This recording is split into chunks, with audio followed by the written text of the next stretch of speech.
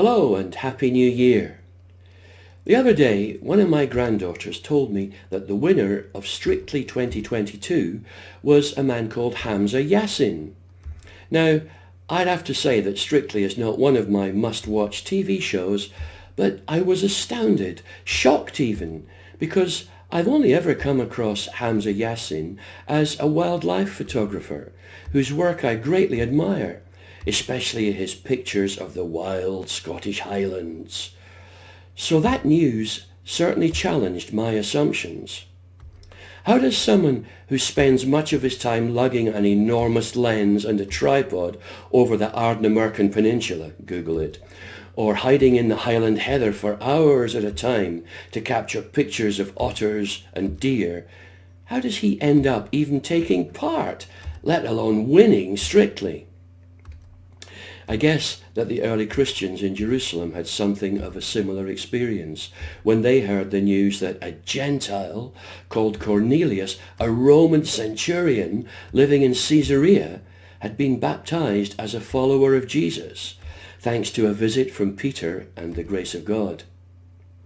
Long story short, Peter, like all of us, had his prejudices, preconceptions and assumptions.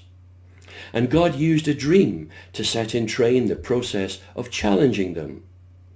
As a result, Peter made a visit that had massive repercussions, not only for Cornelius and his salvation, but for Peter and his position in the church, and for the whole early church.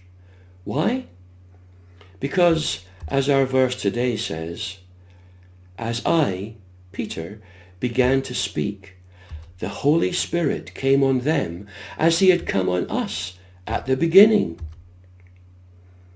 When the leaders of the church in Jerusalem heard Peter's story, to their credit, they realized that as far as following Jesus is concerned, there is no room for distinctions born of racial, ethnic, class or gender prejudice.